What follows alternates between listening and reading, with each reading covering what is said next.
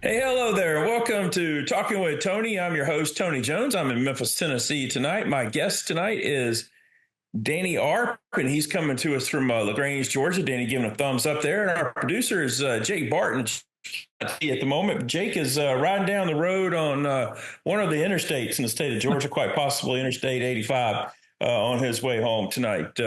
He's been in Roswell from earlier. Yeah, he gives me the okay sign. That's close enough. If it's not 85, it's one thereabouts. Danny, thank you so much for taking the time to come in, and we're going to talk a little bit of movies, and we're going to pick some football games as well. Yeah, looking forward to that. I know how Jake feels driving up there in Atlanta. I'm glad I don't go that way anymore.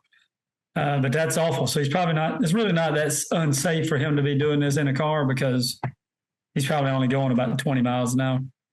Oh, and he's got a professional driving him today as well. Oh, he's actually got a driver today. Yeah. There you go. Yeah, I didn't realize he was that special. All right, I got you. Yeah, Jake is very special. Yeah, your vehicle could have gotten to Forest Park by itself. You went up there so many times. Oh, yeah. Yeah, Forest Park, up there at 285, Spaghetti Junction, that building up there. Fulton Industrial. I mean, I'm glad to be going to Columbus now. Hey, I want to talk something not sports related right now. The verdict has come down on the Lincoln Riley thing, and we all knew that the guy was guilty, and it looks like it's going to be life without parole because that was the most strenuous of the possibilities because the ultra liberal DA that originally had the case before she left office, she was on that woke side and was not going to go for the death penalty. And fortunately, she's no longer in office. And I got to tell you, not really because of the Athens people, but because of the people in Oconee, because those were, where the votes really came in for this new one. Because, boy, your Athens has gotten woke, has gotten liberal. Herschel didn't even win Clark County when he ran. But it's a terrible situation. But it hit home for me because you and we lived a couple of minutes from where that incident took place. And your daughter, Allie, is over there right now. And that could have happened to anyone. And my heart breaks for that family because this girl was going to do some amazing things with her life. But hopefully their healing after today will really start to take effect. At least that's what I pray for them. Yep. I mean, that's to your point. I got a daughter that lives right there, goes running on that trail quite often. And I know this is a wild life we lead and anything could happen, but when something like that happens, it's absolutely horrible, unexpected, unnecessary, in this case for sure, with that person who did it. So it's just, I'm glad at least they can get some kind of justice. Yeah, no, that's well said. Back when you were in Athens, you once had a place, I don't know if it was at Russell Dorms, it was one of those dorms, and you had about 2 movies. How things have changed. Yeah, I know, man. We had, when I told you, I left out and had Up the Creek and Purple Rain.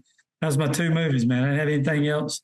I think I had an old video of us, like some troop high football thing that was laughable. But besides that, I had nothing. It was either that or just watch regular channels, which I never watch anymore. I don't watch any shows. I don't watch sitcoms. I have no idea what's on regular TV. If it's not sports or news channel, I'm not watching it. I still watch the Law and Orders. Law and Order. Oh, yeah. You do? Yeah. Like the real ones? Like live time, like the new series and stuff? Yeah, I do. With Mariska Hargitay and, those, yeah, I still do. I was thinking about today, I'm stuck in, I think I stopped clicking the clock at about 2003 or something. So I don't know. When was the, when the reality stuff took off? I watched a lot of that. Yeah, that seems about right. And I pretty much, that's it, man. I don't watch any of that stuff. Law and Order was pretty good. I watched some of them, but I gave up after, the 100th murder I watched. Couldn't deal with that. So I watch Dateline and 48 Hours. Yeah, those are pretty good. I listen to the podcast. Tara listens to the Dateline podcast. So we're riding down the road on a long road trip. We'll be doing that, going to see Memphis play in Thanksgiving. They play at Tulane. ESPN will have the television there. So it's been kind of cool for Memphis and Tulane. Actually, they'll have that window by themselves, there'll be an NFL game on NBC that night. But as far as college football goes, they'll have that window on ESPN. And but on our way there, we'll knock out a couple of Datelines, including some 2-hour Datelines. Man, we are fans of Dateline. Yeah, I mean it's good. I don't know. I don't need that much of a reminder of what we live. What kind of world we live in. Sometimes, I guess. I've tried to change my outlook into more of a rosier outlook, Like Jana watches all the competition shows, like Survivor and The Duel. I like that kind of stuff, I guess. I don't watch it with her, but I can see why she watches that. I haven't seen an episode of Survivor since Elizabeth, what's her name, was on it. I mean, one of those very early ones, Hasselback was on it. Hasselback. No, that's way back, brother. Yeah, it is, because she later on was on Fox and Friends, and then The View too, I believe, or either The View first and then Fox and Friends, and that's been a long time ago as well. So that's crazy. It was her husband who, when they won that coin toss that time, he was quarterback in Seahawks against the Packers in the playoffs. And it was back when his first score won. It was sudden death. And he goes, "We want the ball because we're going to score," is what he says. And I think he got picked and they ran it back for an end zone, for a touchdown that day in the overtime for the Packers to win that game. I'm just a little bit different, though. I still do watch some television and I go to the movies. I try to go about 3 days a week. Here lately, I've fallen back just a little bit, but come between Thanksgiving and the New Year, I will definitely be there because that's when all the movies that will be considered for the awards season will be released in the theater. Yeah, you are a big time moviegoer, and there's a couple of questions I wanted to ask you about that because I don't go to the movies anymore. I used to scour the newspaper. You had the number. You remember that? I'm sure people didn't know. I'm thinking about Kramer and Movie Phone right now from the Seinfeld. You would call to see what movie was coming on, what time, which theater it was showing in, and all that, And I just don't do that anymore. But like, how many younger people, we're Gen X or whatever. But I mean, what do you see on the Gen Zs and millennials? Is it crowded? Or the theaters crowded? Or No, not unless it's one of those terrible Marvel movies or something like that. Yeah. That which is what people want to see now. Those kind of hero kind of movies. It's like I got to be honest with you. I've used this example before, but Jake, our producer, he and I, we went and saw Planet of the Kingdom Apes recently and stuff, and I started thinking like, okay, there's 6 people in this theater and like 2 guys are down here asleep to my left. And then I went out and used the restroom because, I'm old and you can't go 2.5 hours without using the restroom. And on my way up, I stopped and asked this other couple, I go, what does this say about us? We're human beings sitting here paying $30 to get a popcorn. I don't eat popcorn, but to get a popcorn and an icy and watch this theater. And we're watching apes ride horses here on the screen and talk and talk in perfect English. I mean, what does this say for us? I don't know, man. I love movies. I still watch movies, but I got movies that I like. You know what I mean? Sure. It's ones that I watch over and over again. Yeah. I read somewhere that was a comfort thing, like you're a little touched, like I am sort of, but you watch the same stuff over and over again, and I watch the same movies over and over again, watch Sopranos over and over again. I love that episode, but, I'm always using that at work. I try to use that as a motivational thing. I'll bring up a movie, it's like that movie. I'm telling you, most of my folks are 28 to 30, the soups that work for me. They have no idea what I'm talking about. I mean, I asked them today, I was talking about Sling Blade. Had they seen the movie Sling Blade, They're like, no, I hadn't seen that. And I'm like, y'all did, I really don't know why they don't watch movies and they don't watch any good sports movies. I try to get the quote, I try to play them that motivational speech from Al Pacino on Any Given Sunday, right? You don't even know what I'm talking about. Well, they certainly want to know my movies because my favorite movies are the classics, the Casablancas, North by Northwest, Rear Window.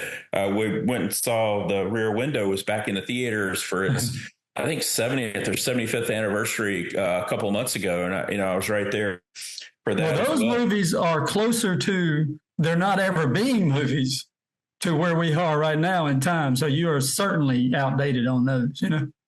That's true. When you brought up your movie that you just mentioned, I started thinking about. I love the part where Dwight Yoakam is getting the guys together and they're playing that music and stuff, and they ask, "Hey, what do you think? How's it sound?" He goes, "Sounds great. Sounds like a #1 hit."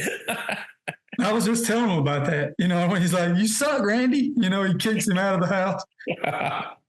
It's hilarious. It's a great movie. It's the funniest movie. They were working on this pressure washer at work, is what I was thinking. You know, we were going to use to wash our trucks. And, you know, I said, you guys are gathered around out here like those idiots in Sling Blade, you know, standing Ain't over. got no gas in it. Ain't got no gas in it, you know. They didn't know what I was talking about. I said, I'm just going back in my office. You guys are, you know, goofy. Carl loved him some biscuits, didn't he? Yeah, he did. But I don't know. That's a funny movie. But is that not the best saying? Didn't he? Didn't he? It's not even a thing. Let's talk about, like, before we do some picking, let's talk about, give me 2 or 3 of your favorite all-time movies. All-time movies in general, or just sports movies? Just all time, and then we'll go up. We'll then get you to see if any of them were sports movies, and if they're not, we'll get you to name a couple. Yeah, of those. Yeah, I got you. Well, I mean, you know, it was Scorsese's birthday here recently, right? Yeah. So, I mean, he's a good. He's one of my favorite directors. I mean, Goodfellas was probably one of my favorite movies. You know, certainly the first time I watched it, just unbelievable. I still watch it if it's on sometimes, but I like Goodfellas. I like the gangster genre movies, man.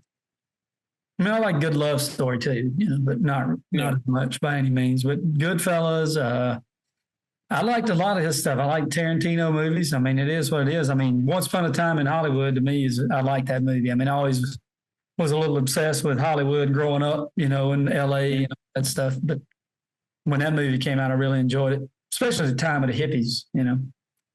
What about The Godfather? Were you a fan of those? Yeah, The Godfathers were great. I mean, they're fantastic. They hadn't even seen that, my soups. They hadn't watched The Godfather. And the original Godfather, even though I would argue that Godfather 2 is actually better than The Godfather, which is rare for a sequel, but the way that the people who do the American Film Institute rankings, they actually have The Godfather about 4th best film of all time. And the one, my favorite, Casablanca, which I have #1. You look at the different rankings. Some have it #2 and some have it #3 now. And some have Citizen Kane #1. But it's interesting to me that people still have not seen The Godfather who claim that they love movies. I love when I see something on Facebook. Somebody says, this is the best movie ever. And then you wonder, like, okay, well, what movies have you seen to be able to make that call that this movie you just saw the other night is the best movie ever? Like that movie, the Civil War thing that was on Netflix. Oh, it's the best movie ever. Oh, it was awful. What's wrong with you? It's terrible. But The Godfather, you know, the scene when Michael Corleone sitting in there, or Al Pacino sitting in there with Tom Consigliere, and they're talking about who's going to go get this dirty cop, and he says he'll do it. That's just the most unbelievable piece of acting, you know, for about 3 or 4 minutes to me. I just thought it was awesome. And it's okay to love Marlon Brando, to love Pacino and all, but that was sort of my introduction to Robert Duvall, that series. And Duvall is an incredible actor. He's still... He really is. I mean, what about Robert Duvall in Colors? How many people have even seen the movie Colors? I mean, he was a police officer. I watched it with you, actually. Yeah, we did. He was so good in that movie, man. It was just amazing. His only Academy Award was for Tender Mercies. He's been nominated several times, and that's not one of his most well-known movies, but it's an exceptional movie nonetheless. It was called Tender Mercies. A little sad there at the end, but he was like a retired musician, basically, and living out in the country. And what about some of those favorite sports movies? Mine tend to go around golf. I like Tin Cup. I mean, I know it's unbelievable at the end there. Not to be a spoiler, and probably nobody ever watch it, you know, but he makes that shot. It was a great movie. I thought it was good acting. It's funny. I like Caddyshack. That's funny to laugh at. But, you know, I already mentioned Any Given Sunday. I like that movie. You know, I thought it was a little goofy too, but I did like it. You want to go with the class? Rocky? What about Rocky? That was a great movie. That's the best picture winner as well, I believe. No, I mean, Rocky's fantastic. I know he had a million sequels. 1975, 1976. 76. Yeah. Okay. But that was fantastic. And, I mean, I guess you could go with the ones that did well. You got Hoosiers, you got Chariots of Fire, I don't know if you were over at Ben Shellnuts on that Sunday night, 1987 World Series is going on. It's Game 7. It's the Twins and the Cardinals. And no, Ben. It was not. It was at whose house was it? It might have been at Mitch McGinnis's. They were all there. Ben was there. Ben and I were the only two that wanted to watch the baseball, the Game 7. Everybody else wanted to watch Hoosiers, which is fine because Hoosiers is a fabulous movie. I've seen it 400 times. Actually, I've probably seen it only about 85 times, but that's not an exaggeration. I mean, I could give you every line in the movie. But it was Game 7 of the World Series. Ben and I, it's like 15 people there. Ben and I were the only two that wanted to actually see the game between the Cardinals and the Twins. So we all watched Hoosiers. But when you have 15 people there, people are talking and you can't hear what's going on anyway. Yeah. It's like, why ever host a Super Bowl party? You never can follow anything that's going on in the game because there's always everybody talking. Oh, yeah. Everybody's talking. Nobody's really paying attention to it or watching. I mean, maybe if your team's in it, maybe people be a little more focused. But it's just your normal series, World Series. Somebody's watching that. I'll tell you a funny thing about watching movies. Do you remember in high school, man, it was 86? No, it was 80. No, it was 87. Could have been 88. I don't even know, man, the year. It's so long ago. But we were all going to record. I don't think I've told you this story. I reminded you. You remember when we were all going to record the Lakers and the Celtics? Yeah. Yeah, Game 7. But it was Lakers and Pistons. That's what it was. And everybody it was to the Lambeer and all that group. And it was like, nobody tell the score. We were going to keep a secret. And we're all sitting there waiting for you and John to show up. Uh-huh. And John pulled up and you pulled up. And I think you said, how about them Lakers? I don't know.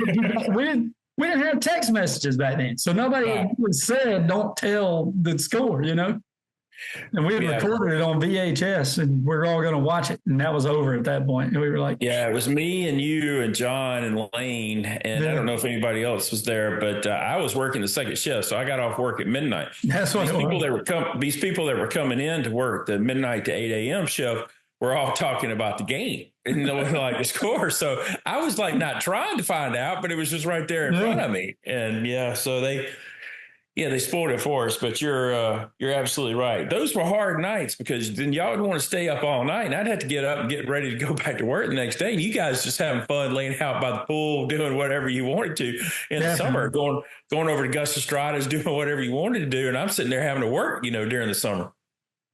Yeah, you did. You definitely did have to do a little more work than the rest of us. We were goofing off for sure.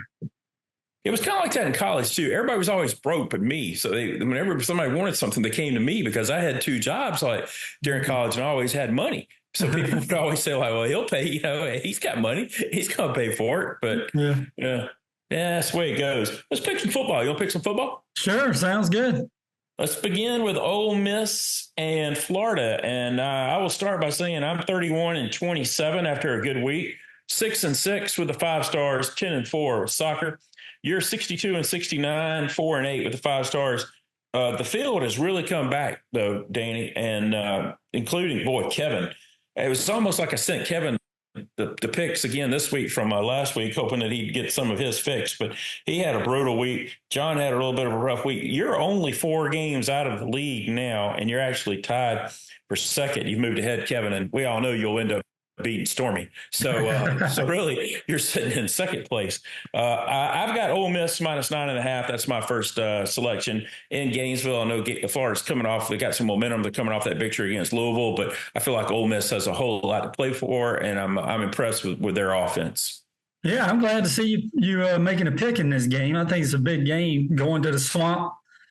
You got Lane Kiffey running around saying that it might be better to sit all the starters out and miss the championship game or whatever. But, Ole Miss, they cover spread on the road well, especially against non-ranked opponents. And he doesn't want to lose. I know he's just taught. He loves to stir up trouble.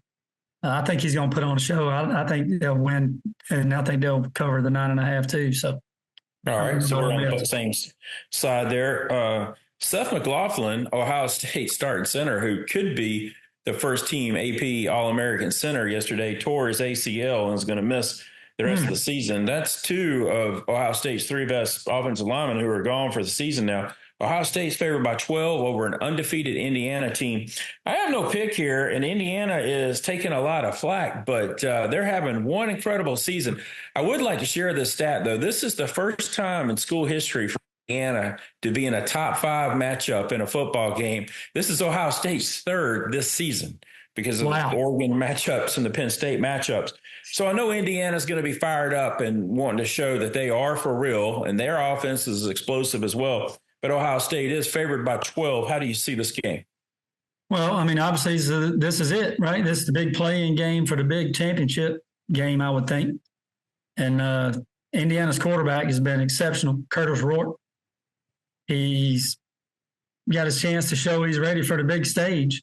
And he's also, Indiana went out and got a lot of people out of this portal. I mean, you wouldn't be seeing this team if it weren't for this portal world we live in. That's for sure. Several came with from James Madison. Several of these, like 15, I believe, of these guys. And then Rourke's from Ohio, right? The Ohio University. Bobcats. That's right. So he's going to be going home, probably wanting to show out. And I feel like this is his chance to do it. But unfortunately, he has not faced a D-line like Ohio State has. You got Sawyer, Williams. They're going to be in his face all day. I'm taking Ohio State minus 12. Okay. We'll look for a big game from Jack Sawyer and Tyleik Williams and company. They've got JT Tulamulu, who's absolute stud rusher on that defensive end. Ty Hamilton, Cody Simon, the linebacker, Caleb Down, safety, who could play in the cornerback in the NFL, I believe. Egum Newsom, who's a transfer a couple of years ago from Ole Miss, is on that defense. That defense is exceptional for Ohio State. They give it a hard time. A lot of people, they give Ohio State a hard time. A lot of people do, but I don't. I think they're big time. Donnie Laney continues, man. Donnie tries to get on Facebook and he tries to bait you into saying something like he'll say, if Ohio State played in the SEC, they'd be 500, or something like that, whatever he says. No, they wouldn't. I'm just not going to go there. I'm just not with this team because I believe this is Ohio State's season. They would be just like all the other elite SEC teams right now with 1 or 2 losses. Is what they would be. I mean, they gave Oregon fits, and Oregon has rarely been challenged other than by Ohio State and Wisconsin, who played very well against them Saturday night in Madison. Yep. Colorado is the buzz team right now in college football with Deion Sanders, and so many people want to see him get in the college football playoff. But this is trap city for me. Kansas is 4-6. There's not a better team 4-6 in America. I'll tell you that much in this team. I'm going with Kansas +3. And if this game's not fixed, I think they got a chance to win the game. They put it on Brigham Young and they put it on the opponent the week before, and the two teams that were better than they were. So I believe Kansas can do it again. They're playing for a bowl game at being 4-6. They need a couple of wins. You like the Buffaloes, though. You like Deion to keep that dream alive that he's in the pole position right now in his conference. Well, and how odd is it that he's in the pole because of the very team he's about to play, right? I mean, if they hadn't knocked off BYU, hadn't knocked off Ohio State, and Colorado wouldn't be sitting here with the opportunity they have. But they're going into this thing, won 4 straight by more than 10. And they're going to make it to the Big 12 title game if they win out. So they got a lot to play for. I think I said that last time I was on the show with you, and they came through. They got the Heisman candidate playing for them, Travis Hunter.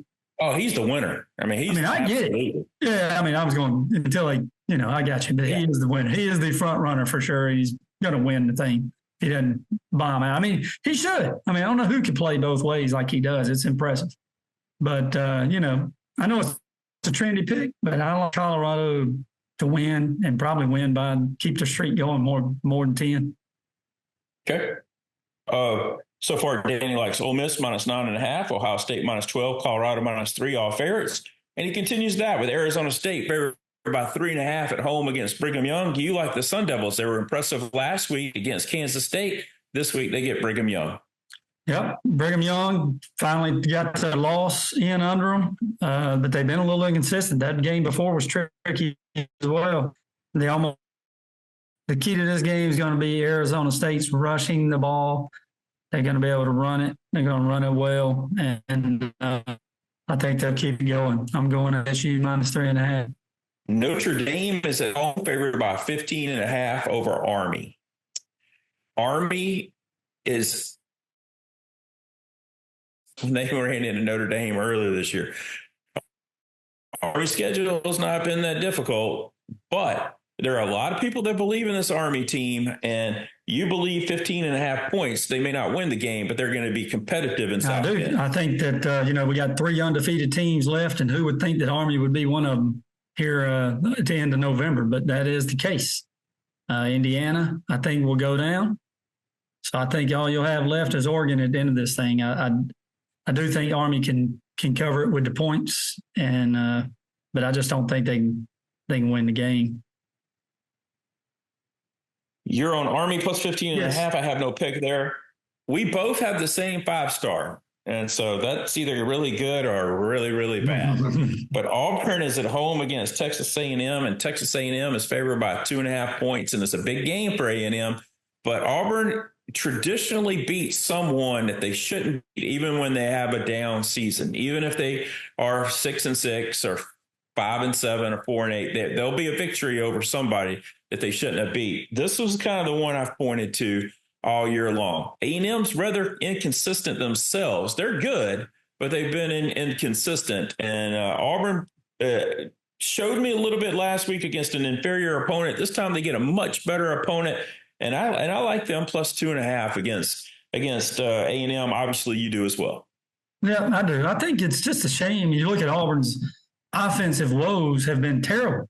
I mean, the fumbles, the interceptions, the penalties are just incredible. And that's really why they are on the losing end of their record this year, because their defense has been pretty solid. I mean, they were 18th defense in the nation, I believe, right? Their defense is, Falk is amazing on that defensive end, the sophomore, and I think a lot of McLeod, I think a lot of Asante. The defense is pretty held together. They're only allowing 18 points a game. I mean, and you got them at home. To your point, this should be the one. And if I was an Auburn fan, I would be getting there early, getting there loud, and really show them what Jordan-Hare Stadium can look like. And I think it'll be a big test for Elko and his crew coming in. The spread, somebody knows something. I mean, this spread being this low tells me Auburn is the one. Yeah, they're showing Auburn an awful lot of respect when you look at the records and look at the rankings, and only have A&M favored by 2.5. So Danny and I are both on Auburn plus 2.5. You and I are opposite on the final college football pick. I've got Oklahoma plus 14 against Alabama, and you like the Crimson Tide. I do like the Crimson Tide. I think it's going to be a boat race, man. It'll look like the first quarter against Georgia, but it'll last the whole first half. Milroe looks great. I mean, I'm telling you, man, I can't stand Alabama. I mean, but it just looks like they're surging as they always do at the end. I'm hoping y'all get to win on A&M, and then for some miracle season ending for y'all, you beat Bama. Yeah. Too. When I say we usually beat somebody that we shouldn't, that's usually at home and sometimes against Alabama, but that's not usually on the road in Tuscaloosa. That one, doesn't normally happen. Perfect way to end DeBoer's season, brother. Yeah, there you go. Let's go to the NFL. The Lions are the best team in the NFL. They're favored by 7.5. I got to tell you that everybody likes the Lions at Indianapolis. Yep, I'm no different on that. I mean, you said trap game earlier. Now, this is a trap game right here. But I think Jared Goff, he'll pick up where he left off against the Jaguars and make up for that poor performance he had the week before. So all 4 members of my panel go with the Lions minus 7.5. The same can be said. The Kansas City Chiefs, all 4 of my panel members, they're favored by 10.5 at Carolina. And you're one, of course, the panel member being our lead football expert. You don't believe the Panthers will remain close in this game against KC. Nah, Panthers been living large the last 2 weeks, feasting on these losers, the Saints and the Giants. They got a real team coming to town this week, and I think 10.5 is good to go. And Vegas gonna go to the bank on this one because I guarantee you everybody's betting the Panthers.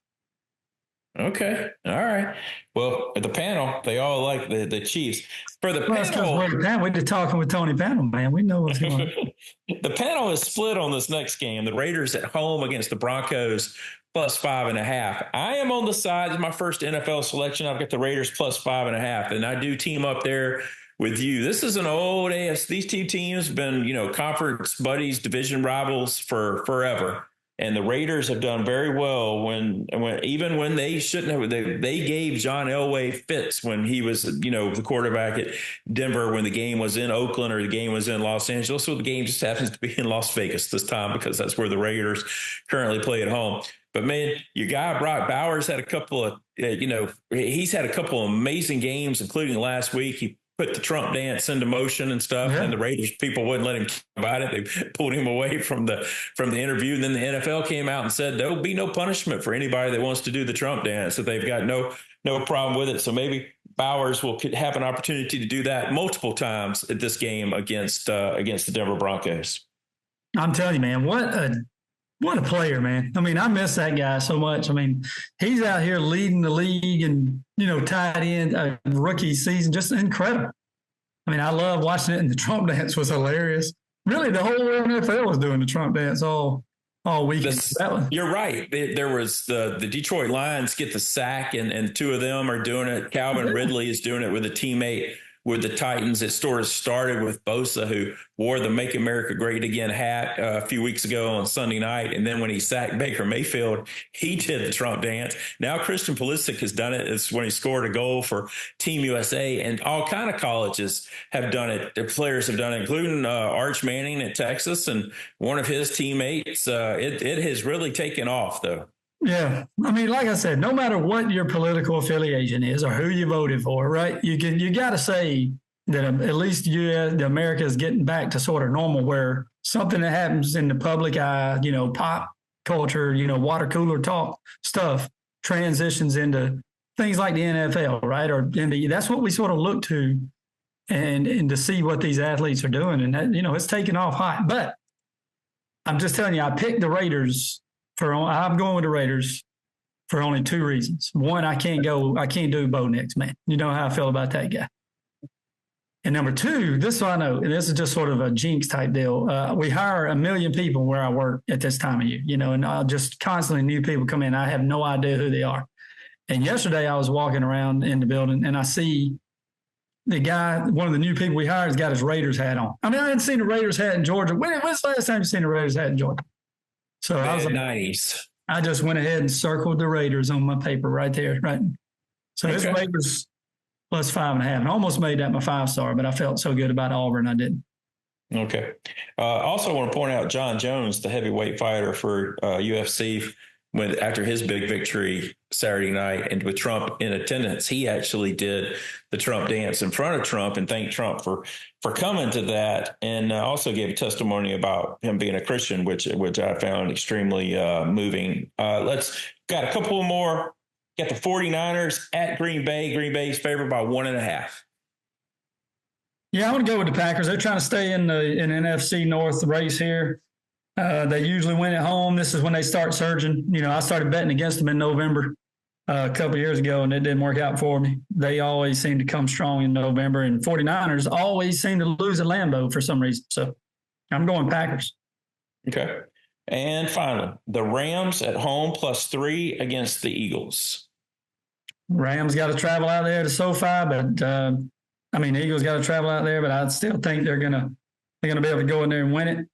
6 in a row. They make it 7 in a row right here. Let me run down everybody's picks, starting with Danny, 62 and 69, 4 and 8 with his stars. He likes Ole Miss minus 9.5, the Ohio State Buckeyes minus 12, Colorado minus 3, Arizona State minus 3.5, Army plus 15.5. His 5 stars, the Auburn Tigers plus 2.5 at home against Texas A&M. He also likes Alabama minus 14. That rounds out the college picks. In the NFL, the Detroit Lions, this is pick minus 7.5. He likes the Kansas City Chiefs at Carolina minus 10.5. He goes with the Raiders plus 5.5. The Packers minus 1.5 against the 49ers, and he closes his NFL picks out with the Philadelphia Eagles minus 3 at the Rams. I am 31-27, 6-6 with 5 stars, 10-4 in soccer. I'll start with a couple of soccer plays. I've got the under 2.5 goals with Brentford and Everton. So it needs to be a low-scoring contest. The goalies are going to need to step up. And I've got Manchester United minus a half, meaning they have to win by 1 or more on the road at Ipswich Township. So Manchester United minus a half a goal at Ipswich Township. In football, I've got Ole Miss minus 9.5 at Florida. I've got Kansas plus 3 at home against Colorado. My 5-star, just like Danny's 5-star, is Auburn plus 2.5. And I've got Oklahoma plus 14 against Alabama. Danny and I on opposite sides there. John is 66-65, 3-9 and 5 stars. He's on Ole Miss minus 9.5. He's got the Buckeyes minus 12. Colorado minus 3. He takes Arizona State minus 1.5. Army plus 15.5. He goes to the Texas A&M Aggies minus 2.5. Alabama minus 14. In the NFL, 5-star Detroit Lions minus 7.5, the entire panel on the Detroit Lions. He has the Kansas City Chiefs minus 10.5, the entire panel on the Kansas City Chiefs. He takes the Denver Broncos minus 5.5, the San Francisco 49ers plus 1.5, and he likes the Eagles at the Rams. The Eagles are minus 3. Kevin off a brutal week, 60-71, 5-7 with his 5 stars. He likes the Gators plus 9.5. Indiana plus 12. His 5 stars, Colorado minus 3. The entire was on Colorado minus 3.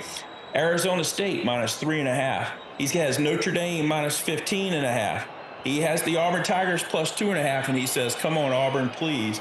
And he also takes Alabama minus 14. He also wanted me to let everybody know that he thinks Ohio State's going to win that game against Indiana, but he likes Indiana plus 12. The Detroit Lions in the NFL minus 7.5. The Kansas City Chiefs minus 10.5. The Raiders plus 5.5, the 49ers plus 1.5, and the Eagles minus 3. Stormy off a brutal week, 62-69, 4-8 with 5 stars. He's got Florida plus 9.5. His 5 stars, Ohio State minus 12. He has Colorado minus 3, Brigham Young plus 3.5, Notre Dame minus 15.5, Texas A&M minus 2.5, Alabama minus 14. In the NFL, the Detroit Lions minus 7.5, the Chiefs minus 10.5, the Broncos minus 5.5, the 49ers plus 1.5, and the Rams plus 3. We have no more time. We have to wrap it up. For Danny Arp and for Jake Barton, I'm Tony Jones. Thank you so much for tuning in. We're talking with Tony.